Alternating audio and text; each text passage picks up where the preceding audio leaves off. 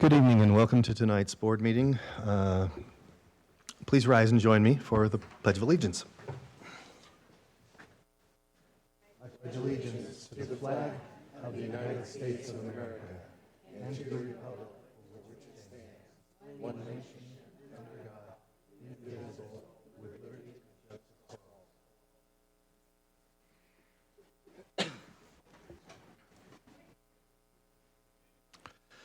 Thank you.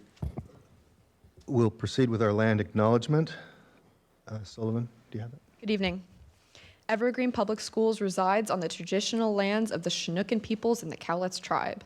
They have lived on and cared for this land and its waterways since time immemorial. We thank them for their stewardship and make this acknowledgement to open a space of recognition, inclusion, and respect for all Indigenous students, families, and staff in our community. Thank you.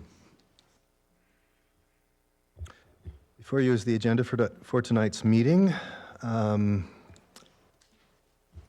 Action requires the meeting requires a motion to adopt the agenda. I move to adopt tonight's agenda as presented. Seconded. It's been moved and seconded to adopt the agenda. All in favor? Aye. Aye. Any opposed? We want to make note as well of Director Gronwald's absence tonight, and hope everything's well with her. Do we need a motion? We do not. Okay. The next item on the agenda is a board update from the superintendent. Thank you, Director Perkins. I want to welcome everybody here today. I'm hunching that several folks are here today to address concerns about budget reductions. We have not yet made our budget reduction public. We have, though, informed staff members who are affected, so word has gotten out. We felt it was really important to make sure that those that were impacted by the budget cuts were told before we had a public display of those reductions. So that's why we're doing that. I want to invite you all to stay for our work session to listen in on the conversation as I present the board and the community the first draft of these reductions. This is an initial draft. We have been working since October, announcing these reductions, working with our community, listening in, doing surveys, having forums, and trying to get to a point where we got feedback from our community, and we've done everything we can to be responsive to that. We'll continue to do that along the way. We have today we'll be announcing those reductions. Initial draft, and those will be finalized in the second May board meeting of the month. I believe it's the 26th. I know that folks are going to come up to the podium and speak passionately about some things. I would invite you to do so. Welcome that opportunity for you to do that, and also I would encourage people to give constructive feedback. If not this, then what? What other ideas and thoughts do you have for us as we make these very difficult decisions moving forward? This will be the third consecutive year that we're doing $20 million worth of budget reductions, and so it just gets tougher and tougher every year. And so we're doing the difficult work now so that we can continue to function and run our district and support our students moving forward. So with that, we'll look forward to the public testimony, and Director Perkins, I'll pass it back over to you. Thank you, Superintendent Boyd. The next item on the agenda is public comments. Community members who wish to speak to the board. Any community member wishing to address the board may do so during this designated time on the agenda for public comments. Comments are to be directed to the board of directors as a whole and may not be addressed to any individual member of the board, the administrative staff, or the audience. Although the board will not engage in dialogue, the board chair may ask a speaker a clarifying question or follow up at a later time on an issue raised during public comment. General reminders. Each speaker has a maximum of 3 minutes. There is no mechanism whereby a speaker can donate some or all of their time to another speaker. No individual may speak more than once per regular meeting, even if there is time remaining. Please state your name and district affiliation, if any. The first person signed up to speak is Adam Aguilera, and I think he's online, right? Okay. Yes, thank you. I'm Adam Aguilera. I'm a middle school language arts teacher in Evergreen Public Schools. Dear Evergreen School Board and Superintendent, for the third year in a row, here I am joining with the community as a middle school language arts teacher calling out the inequitable cuts to students and educators in the Evergreen School District. Despite clear community constructive feedback telling the district to prioritize staff who work directly with students, the district's top administrators are keeping their jobs while the rest of the librarians, security staff, dean of students, academic interventionists, and many others are being cut. During the second levy, the district published a list to the community of the jobs that would be saved if the levy passed. Mostly every position on that list is now being cut in more broken promises from this school district. What is the point of having a director who directs empty libraries? What is the point of paying for a superintendent security detail when we're cutting nearly all security in the middle schools? My school has had multiple teachers physically assaulted, harassed, or threatened this year. And we had an attempted stabbing at my school where kids were running down the halls screaming in fear. And Superintendent Boyd, you were nowhere to be found. You never came once to check on my building and our staff. You were MIA after this school board promised they would do better after the Evergreen High School shooting. The Evergreen School District has a pattern of hiring and firing educators year after year. When I was hired here over 15 years ago, I was initially cut too. This is why, despite hiring educators of color, we lose them and only have 12% left in a district populated by over 50% students of color. For further proof, my school's dean of students is a Black man who is building relationships with kids, and he is being cut after only 1 year of being hired. We have solutions. The school district needs to partner with the union to save new hires, particularly hires of color, offering serious retirement incentives to top paid educators who are ready to retire to make way for retaining new educators who reflect our students. For every 15+ year educator the district retires out, they save money every year after that new hire is retained. 2, the school board should direct the superintendent to go back to the drawing board and question why top administrators being paid more than the governor of Washington are still being retained while critical positions in academic and safety interventions are being cut.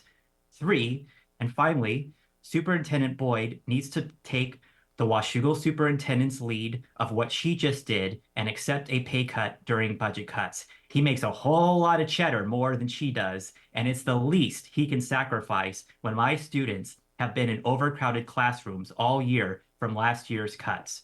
P.S. Give my middle school his security detail. We need it more. Thank you. Thank you, Mr. Aguilera. The next person on the list is Joshua Warbus.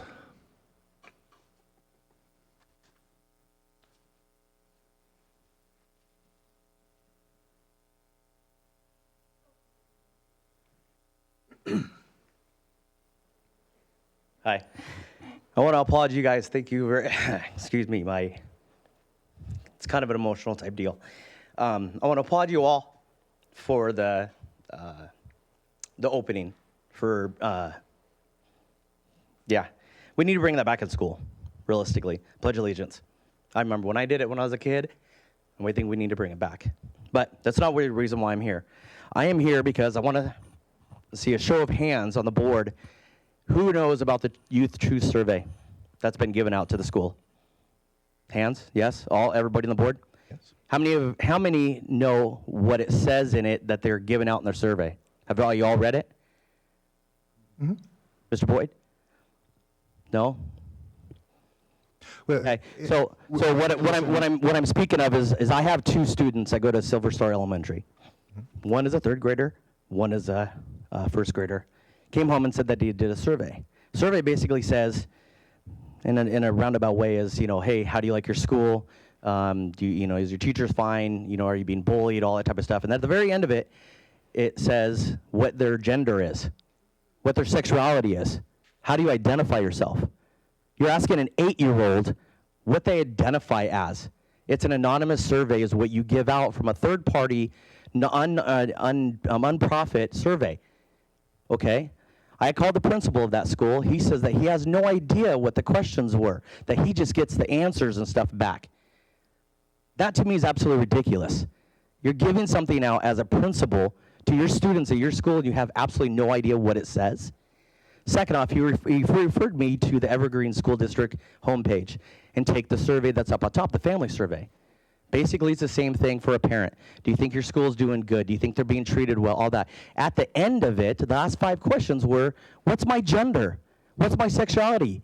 Am I homosexual? Am I bisexual with an asterisk? Am I transgender? Am I male or female? Please tell me where in that, where it says anonymous, do I have to give you any sort of thing like that? Okay, it says to opt out or other, but why does that matter? The purpose is that when I called the school district, I actually called you, Mr. Boyd. You were in a meeting. I talked to your lovely assistant who absolutely had no idea what I was talking about. Never read it.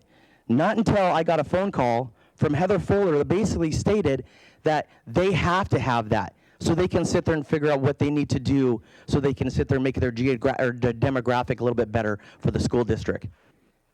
Absolutely ridiculous. If I sat there and came up to you at a store and said, hey, would you like to take a survey? You as an adult can sit there and either say yes or no.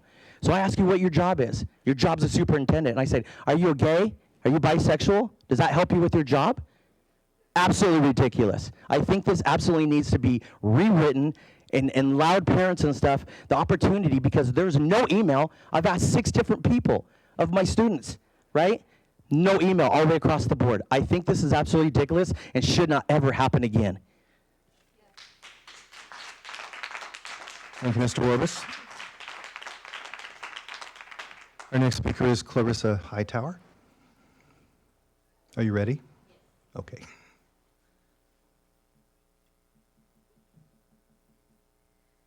Good evening. I'd like to begin by extending dignity and my deepest care to those staff who found out on Friday that their positions were being cut. I do not take lightly the negative impact that news had on staff. So it is with permission of several of those staff who were cut that I share tonight again the importance of retaining our diverse staff. 3 years, 6 months, 2 superintendents, 2 new board members, 2 EEA presidents. I have been advocating for the retention of our diverse staff. Some say to me, give up your position to retain diverse staff. Done. My position will not be filled. What will be done with that salary to help retain diverse staff? We shall see. Others say to me, just let this go. I can't, because students and parents don't have a union, and we do not make final decisions. So we are forced to trust that union leaders and district leaders have our best interest in mind.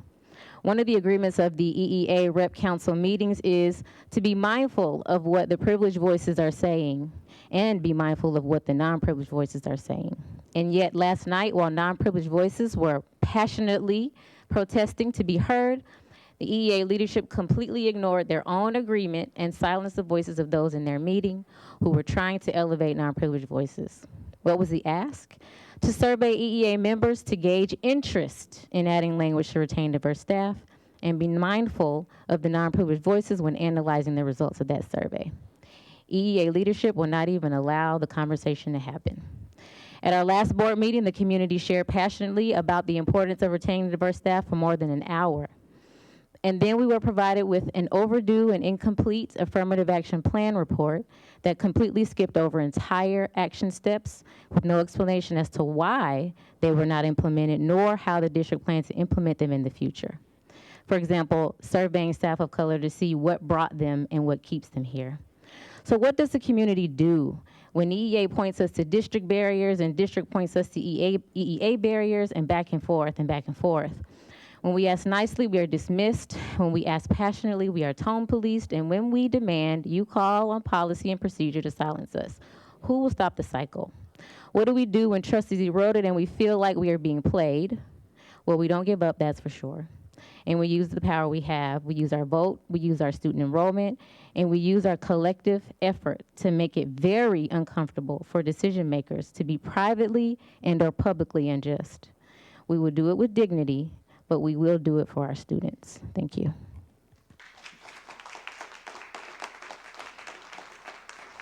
Thank you for your comments. The next person on the list is Danielle James. Oh, I am sorry. It was Kristen Edmiaston. I apologize, Danielle.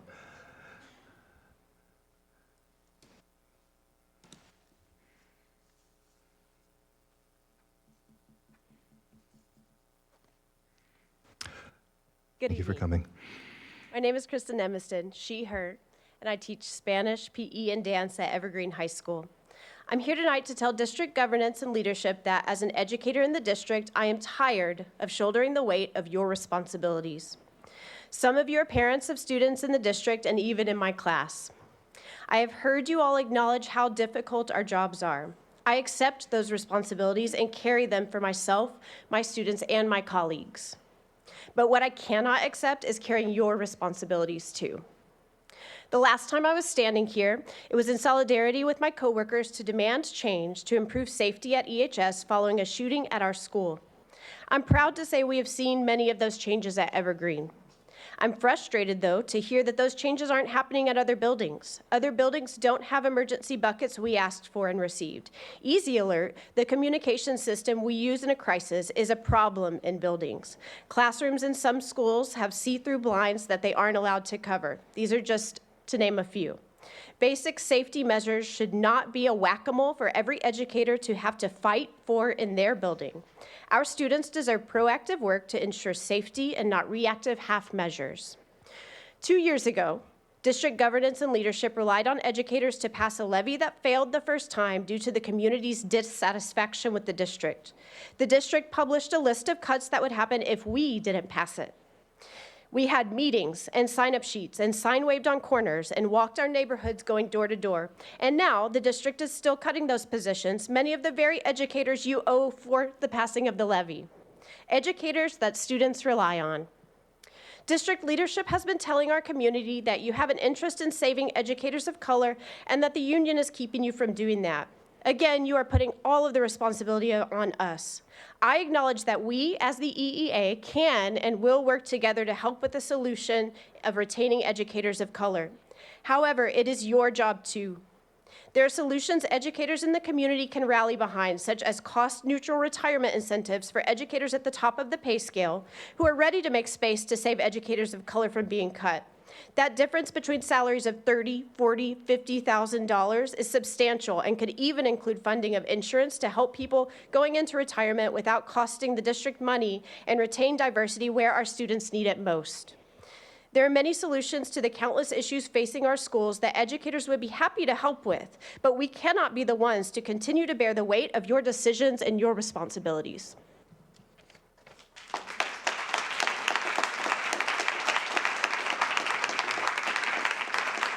Thank you for your comments. Danielle James.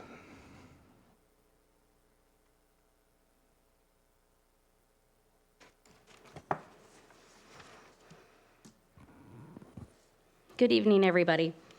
My name is Danielle, and I hold the positions of Section 504 and Immunization Compliance Clerk, as well as Home Hospital Coordinator for our district.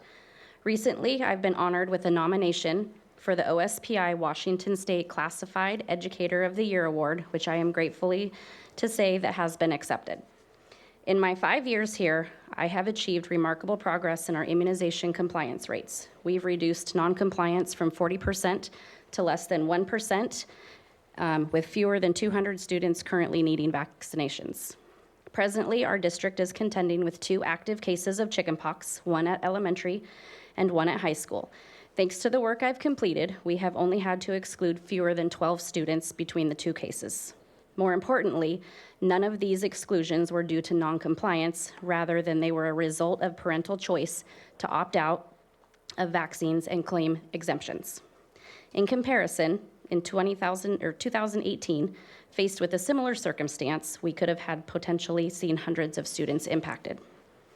Working closely with our Russian liaison, we have effectively supported the district's strategic plan and addressed enrollment barriers for our European families, particularly regarding vaccinations. Through these efforts, we've accelerated the registration process, enabling families to enroll and attend school weeks sooner than previously possible. My work with Section 504 compliance has been equally impactful, recognizing our district's longstanding non-compliance since the 2008 law change. My team and I have been diligently working and addressing this issue, identifying students who may require accommodations to access their education effectively. However, despite these achievements, I stand here tonight with deep concerns about the proposed budget cuts. Last Friday, I was informed that my position is possibly among those being eliminated. While I understand the need for cuts, I fear that they're not being made thoughtfully, jeopardizing the effectiveness of crucial support services. My department, which currently consists of 2 support staff, will now be to 1, placing an undue burden on those remaining and compromising the quality of the service we can provide, along with maintaining compliance to our state laws. I believe the cuts being proposed fail to consider the true impact on our district's functioning and ultimately our students' well-being. We are like a beehive, with each member playing a vital role. Removing essential workers without careful consideration risks destabilizing the entire system. Rather than arbitrarily cutting positions, I urge the board to explore alternative solutions, such as consolidating administrative roles or redistributing responsibilities among willing staff members. Please consider conducting your own independent investigation into the proposal. Develop your own perspective by engaging and reaching out with the staff that is potentially being cut to understand the ramifications of the district's decision and gather their insights. Thank you for your time. Thank you for your comments.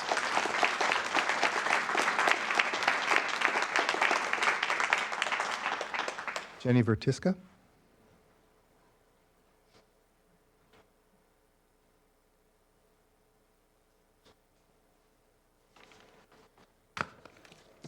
Good evening. Hi. Hello, school board and superintendent. My name is Jenny Vertiska, and I have 2 students in the district. I am here to once again speak about the upcoming budget cuts. For the last year, I have tried to be more informed and involved as a taxpayer, voter, and community member. I have attended almost all school board meetings and workshops, participated in surveys in the ECAT team, and emailed the board superintendent questions to get a better understanding of the budget and the process.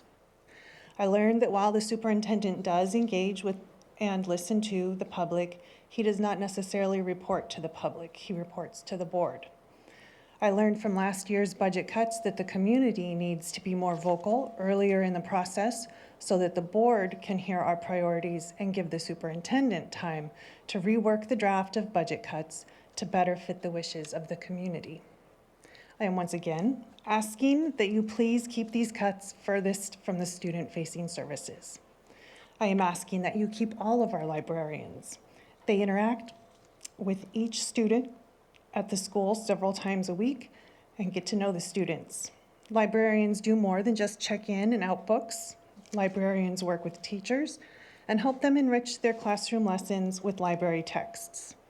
Librarians also work with teachers to create opportunities for these students. Librarians teach students how to discern fact from opinion and how to conduct research using reliable resources. Librarians also create a safe and inclusive space by featuring books where students can relate to the story and see themselves represented in a positive manner. I am asking that you keep our security staff at the schools. Security staff help students feel seen and feel safe. Considering how many incidents that have required security this year alone, I find it reprehensible that this is even being considered. I understand that by asking for cuts to happen to non-student facing positions, that is still a person losing their job. These employees are professionals and their skills are transferable. Students do not have any other options here. They can't find another school. Our students deserve support and services to help them learn and become prepared to be our future. What message are we sending to our students if we take away their supports? Are we really adhering to the mission statement to remove inequities by supporting, affirming, and growing each student to prepare them for success. Finally, if you don't already, I encourage you to serve in the classrooms. Don't just pop in for visits. Commit to a class for a period of time. Go have the students read to you, work with the students on their math facts, quiz them on spelling words, volunteer at book fairs so the librarian can purchase titles for the school, buy snacks and wipes for the classroom. I have done all of these things. By doing this, I have gotten to know the students and have seen exactly how these budget cuts affect the students. This is why I am so passionate about keeping the cuts away from the student-facing services. Thank you. Thank you for your comments.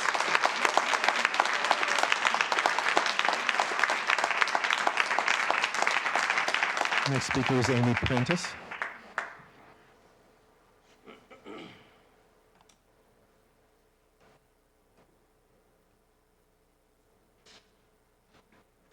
Hi. Good evening. Good evening, Superintendent Boyd and the board. Jenny is a hard act to follow, but I'm here because, like so many, we've heard the beginnings of the cuts being released, and I am just here to advocate for and implore you to reconsider, particularly letting go of teacher librarians at the elementary level. I'm the parent of 2 elementary students. My first grader is still in Evergreen. My second grader, we pulled from Evergreen this year as a direct result of the programs and staff that you cut this year. And I'm heartbroken to think that it's gonna happen again next year. The library at our school is, I always say it's the heart of the school. It's the one place that every student feels connected, every student is served, and if you eliminate teacher librarians, it's hard to understand how that's consistent with the strategic plan that you talk so much about. You have a beautiful cover sheet that says belonging for each and success for all. In our school, there's no place where students belong more than our library. We have students who are Spanish speaking. We're a dual immersion elementary. Not only is there an amazing Spanish book section, but we also have dedicated sections for Ukrainian speakers and Russian speakers and Chinese speakers, so that the kids who are not served by language services still have a place to go to access books in their own language. And I'll just share what my second grader said to me when I told her that you plan to cut teacher librarians. She said, "Mom, how are kids who don't have books at home going to be able to read?" And if my 8-year-old can figure out how to look at these cuts with an equity lens and realize that that particular cut is going to harm the kids who are at risk the most, I would ask you to reconsider.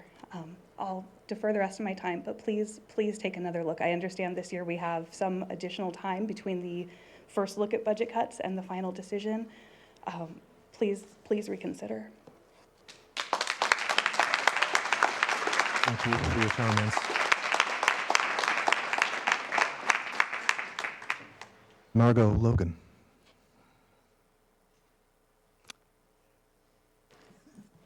Evening.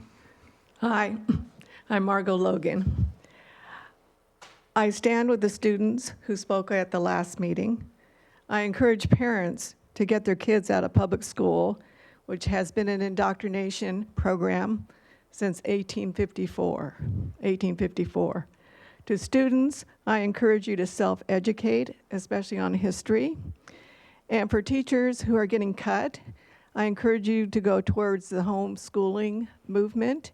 There's all kinds of different options that are coming in our country right now that are wonderful, and it speaks to why public schools are having such a problem now with budgets, because they have lost students.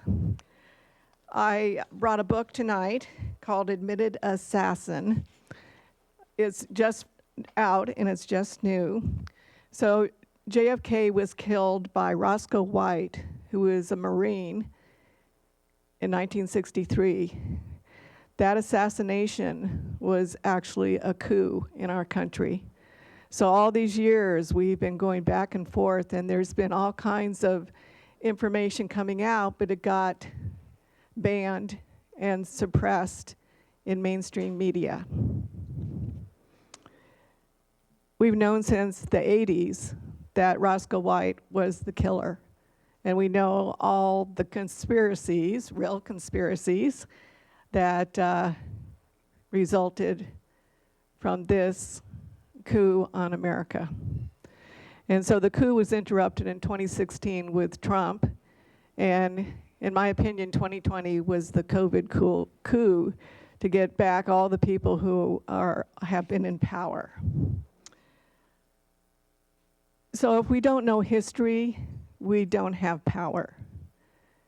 And I was raised in the public school system as well, and I was there in West Germany when JFK was killed. My father was a U.S. Army intelligence officer, photo interpreter. He developed and analyzed the films of those U-2 flights, where, Gary Francis Powers. And Lee Harvey Oswald was also in Japan in the time of the U-2 flights. So there's all kinds of documentation out there, but we don't know about it. We didn't get taught that in school. So the public, the indoctrination system started in 1854. The NEA, Oregon, unfortunately, they were the first state to sign on to the NEA socialism plan. So thank you for your time, and I wish everybody well, and teachers who get cut, there's other options that you're going to find even better. Thank you for your comments.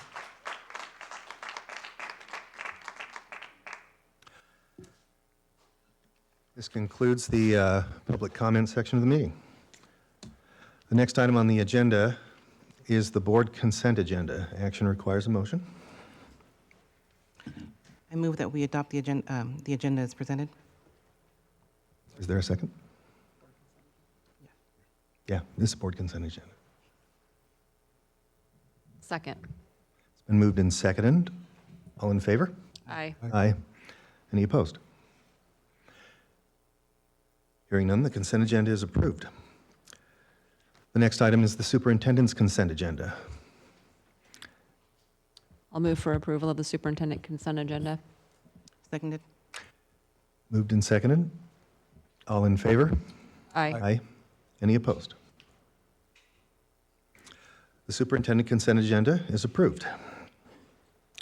The next item on the agenda is the January 2024 financial statement.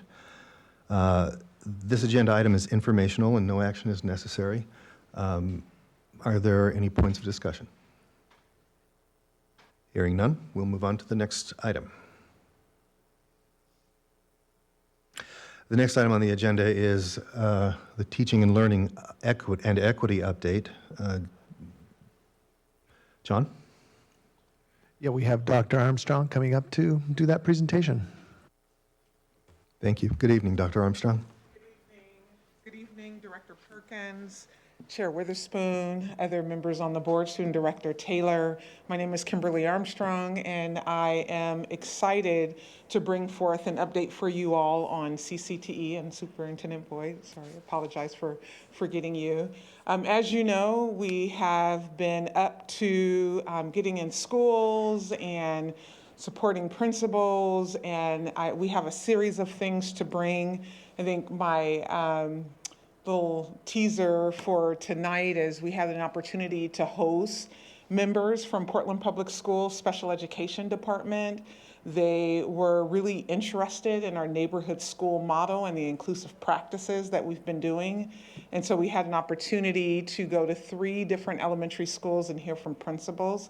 And so I will be bringing in the next few weeks an update on the neighborhood schools model, and I think it would be wonderful for you all to hear the data and hear from principals about what's working and some of the successes that they're seeing. So stay tuned for that. But for tonight, I am excited to call up 2 members of our TLE team.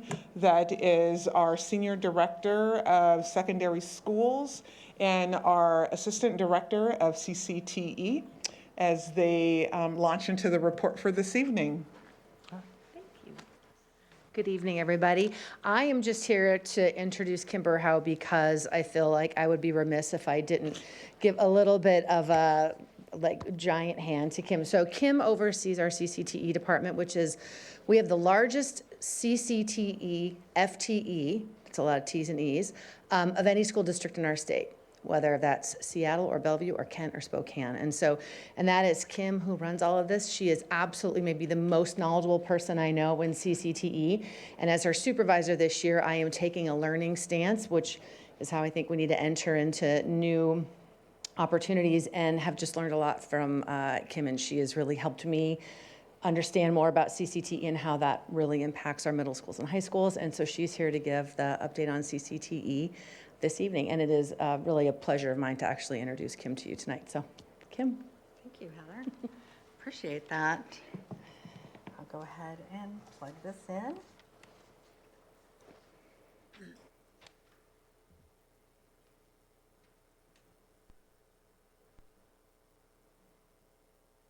It works. Nice. Welcome. Well, thank you, everyone, for the opportunity to be here to speak with you all. And thank you, Heather and Dr. Armstrong, for that lovely introduction. This is going to be fast facts. We have a lot, obviously, to share with our college, career, and technical education, which is CCTE. So I'm just going to go ahead and dive right in. Tonight I'm going to be talking a little bit about our programs, how we align with the strategic plan at OE 10 and 11, our collaborations and events, and some of the things our students are doing. So I'm going to just jump right in. These are all of our classes in our college and career and technical education. If you look at the colored circles, those are our program areas. All of the other circles, the red indicates our courses that are equivalency courses, which means that they are aligned with either with our basic ed courses, which means they're English, math, science, or art equivalency credits. So they get both CTE and those basic ed courses. If there's a C behind it, it also means that they get college credit. They get either a CTE dual credit, or they get AP or college in the high school. So that's kind of the breadth of our programs across our district, which is pretty big. But when I first was taking a look at our strategic plan and thinking about where our work in CTE coincides with that, I was really quite excited when I saw 3 and 4, because I saw words like pathways and futures and high school and beyond and post-diploma ready, which is all the things that CTE really is about. So I can see you're over there, Sullivan's going like this. So I was really quite excited about that, because that is kind of what we're built for. And in order to really kind of dig into that a little bit, we kind of have to take a step back and take a look at our funding and how we're funded. And so I've included on this our RCW, that actually is what sets up career and tech ed and gives us the rules. The OSPI CTE program standards, we call those the rules of the road, and how we are supposed to enact all of that RCW. And that's what leads to our enhanced funding. So what that means is, and this is a really busy slide, I know, but as long as we have an approved course framework that has all the parts, along with a CTE certified teacher aligned that is certified, we can claim enhanced funding for our enrollment.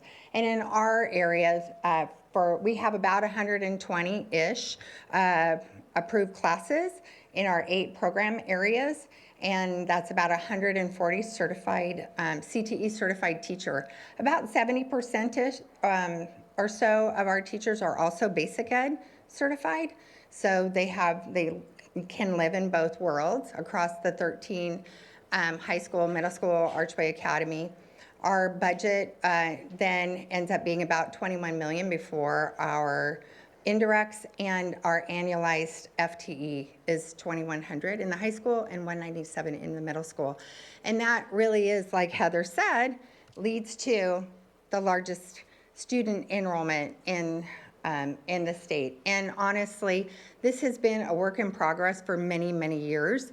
We have had a lot of support from teachers, building administrators, here in our own district office of people who have supported this growth and this, our CTE department. 66% last year of our graduates used a CTE pathway for graduation. Not included in this, I just was looking at some of this new information yesterday. I noticed that also there's CTE dual credit is another way that they can use for ELA and math, and so about another 5% use those pathways as well for graduation. Back to kind of where we align, this is some verbiage from the RCW. So just to kind of lean into that, where we have either a industry recognized leading to some sort of certificate, or we're supposed to be dual credit leading to advanced placement. We also have to be technically intensive or rigorous, and we also have to be leading towards, again, that post-secondary, which aligns back to the strategic plan and where we're, that's where that alignment comes in. We are monitored by the state. And that also is built into the RCW. I didn't put all the verbiage in, but not only on their skill attainment and graduation rates and things, but through our Carl Perkins Federal, we are held accountable for our CTE concentrators, which are students who have been 2 years in our programs, for our ELA scores, our math scores, our science scores, all of those things we are also held accounted and making sure that we're heading towards those targets. And that's where we align across our teaching and learning and equity department and making sure that we're in lockstep with them as well. So that is how all of that comes together. But what our students have been up to this year, which is the fun stuff, is that you may have seen already, we had a dig day. We had Noches de Ciencias the other night, or a couple of weeks ago. We worked with the Society for Hispanic Professional Engineers. We did a toolbox event with the Southwest Contractors Association, Heritage and Orchard, Signing Idol. These other program area pictures are going. I want to highlight our career centers because they really do a large lift in our high schools for college fairs, going to different events, supporting. They do the FAFSA, the WAFSA, the high school and beyond planning and forecasting within our schools. So they really do help make those connections between our program areas and to things, not only our business partners, but also to that post-secondary place out there. Feels like I left something out there, but I'm not. And we have middle school programs as well and middle school career guidance. And then the last part here, upcoming, we have at Cascade, we put in a new greenhouse this year, and we have natural resources in our middle school. We had hoped to put one. We'd done a grant at Covington, but we did not get it. But we are working across our programs to try to start putting some infrastructure in, building some sheds, having the students at Covington help build raised beds and things to start that program. We are having a CTE showcase, student showcase, May 2nd at Heritage, which I hope you'll all come to. Our Peace Health Clinicals, very exciting to have our students, nursing students, back in Peace Health. They will be, last year they were back in, I think something like 28 of them between Peace Health and Touchmark. They were out, maybe, and 22 of them in their first round of passed their CNA certification, and then when they 17 of them were hired by Peace Health last year, and then this year we have 38 going out. So we have Home Depot that we were going to do a project in January, but it got snowed out, so we're going to be bringing that back in March. Our CTSOs are going out to the contest. We have a floral competition coming up. We just have a lot going on. We'd love to see you. Come visit us. I'm happy to answer any questions, take you out and about. What questions do you have? Thank you. Are there any questions for her? I don't have a question. I just have a comment. I know that I think it might have been 2018, but we really made a concentrated effort about pathways and ensuring our kids had options of career, college, whatever that looked like. And so it really amazes me that we have so many programs in place. And I love the opportunities that we have not only in high schools, but now elementary, middle schools that we're really doing to make sure that kids are thinking about what their future careers look like and livable wages for those jobs. So I really appreciate the efforts. Oh, thank you. Yeah. We are working very hard to make those connections where we can down into the elementary school, even though we don't have any programs in elementary. But even the career days and the things that are happening Yeah. in the schools, for sure. I think it bears repeating that we have the largest career and technical education program in the state of Washington, not just proportionally, but in the state. That's amazing. That's something for all of us to be proud of. I recently had the opportunity to participate at the Gates Foundation in a roundtable about what makes students successful after high school. Career and technical education is the first step along a pathway towards a lot of different possibilities for young people and students. So I'm even more appreciative of what we have here, so appreciative of your work and what you're doing, and we can really be proud of the programs that we have here for students. Not to mention we have Cascadia Tech Academy, which is another phenomenal institution, so there's no better place for students if they want to engage in career and technical education in the state. Absolutely. And thank you for that. Absolutely.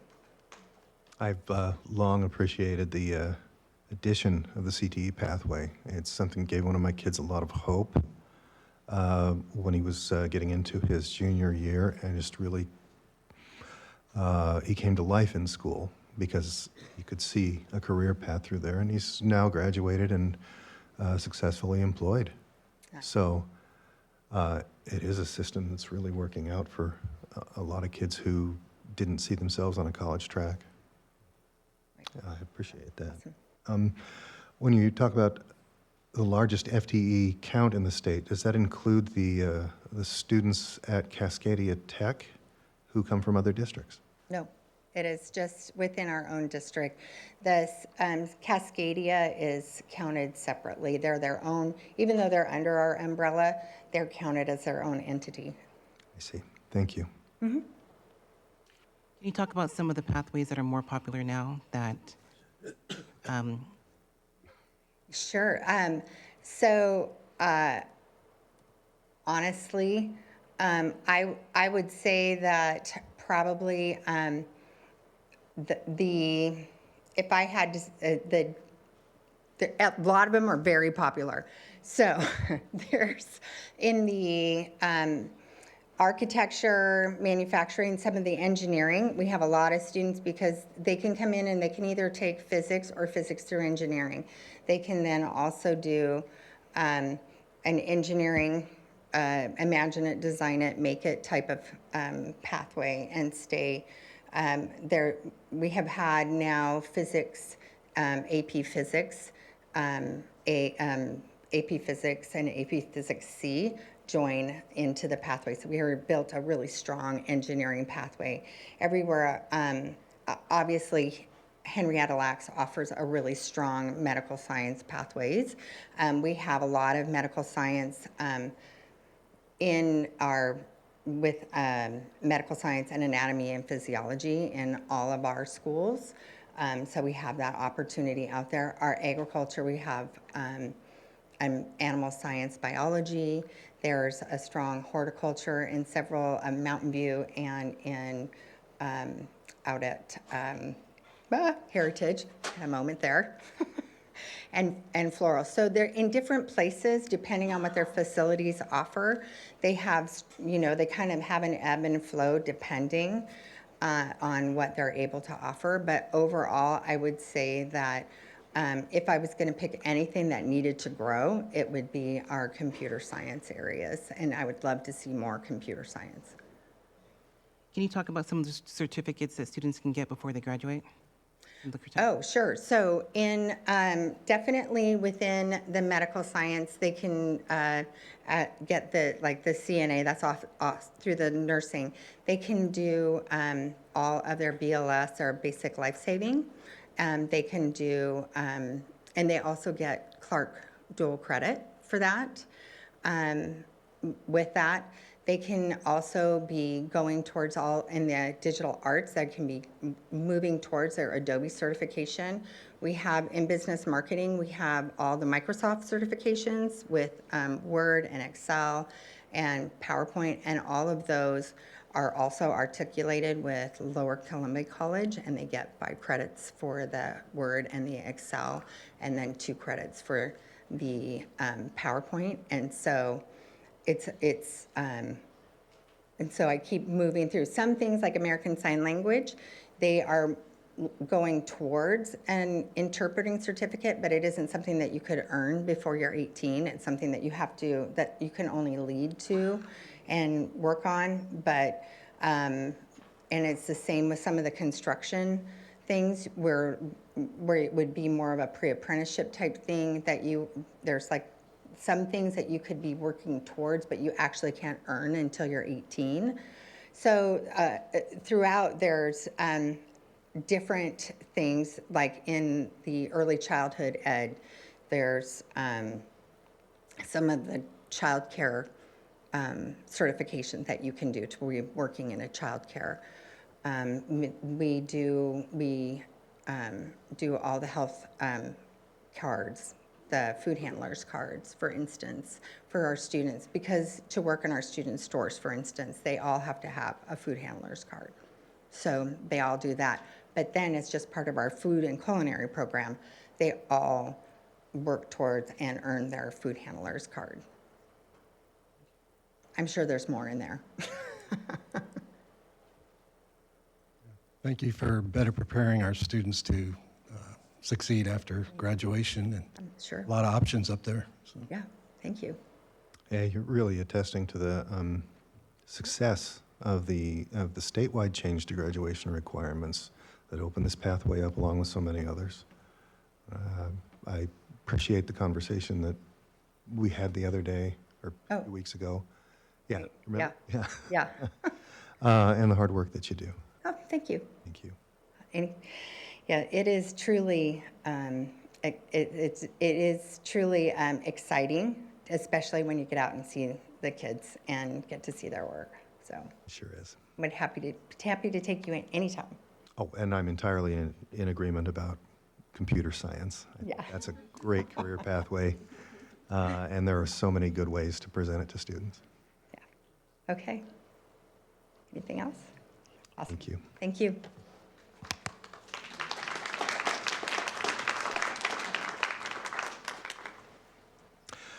I have been informed that Craig Birnbach is not available for the Good News Report and would ask your consent to dispense with that agenda item. And we'll move on to comments by the school board. Are there any comments? Wait, am I missing a thing? I am missing a thing. I did it again. The next item on our agenda is the student board representative report. Good evening. Yesterday was the first day of spring sports in our high schools, and I believe in our first day of spring sports, of spring sports in our high schools, and I believe in our middle schools was yesterday. And although it doesn't look like spring, the spring sports are starting, which is so great. I love all the outdoor sports and just getting to go to all the games and the track meets, and it's just so much fun, and I'm so glad to see everybody participating in those. And tonight is our Futures Night for band students. So 8th grade band students are going to their potential high school to go play with the high schoolers, and that is really exciting. That's happening district-wide, and you're going to see me boogie out of here in a second to go play with the 8th graders, and I'm really excited. It's so great to engage our middle schools in the great opportunities they have in their high schools, even outside of music. Like just what we presented, seeing all all of the great CCTE opportunities in middle school and in high school. I can attest that it's so great. And even if it's not like a career path, taking a baking class or floral design or marketing and just working in the student store, like even if it's not like a career path, it's such a fun thing and a great experience, and you're learning so much, and I'm so thankful for all the opportunities that we have. And that is the end of my report. Thank you very much. Okay, so now we'll move on to the good news report is, et cetera. The next item on the agenda is comments by the school board. Are there any comments tonight? Just a quick kind of piggyback on what Sullivan was talking about spring sports, but I did have an opportunity recently to go to the production Mamma Mia at Heritage High School, which was outstanding, and excited for the other events that will be coming up this spring. Really talented students across our district, and so it's fun to be able to go out and see them showcase their talents. Yeah, I want to thank everyone for coming out tonight and speaking. I know the common theme was the budget, so we'll be discussing that in our workshop in a little bit, so please stay.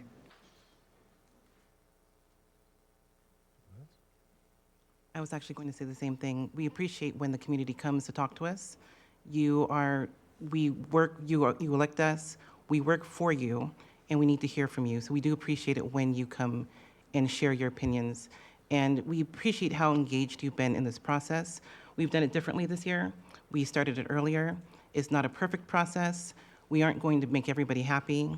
This is a difficult thing to do. All these cuts, pretty much everybody who works here works with students, for students. And so there are a lot of jobs that support students, that support staff throughout the district to help students have the best outcome. And so we are working hard to make sure that we make the best decisions possible. But this is not an easy process for anybody. I can only echo that.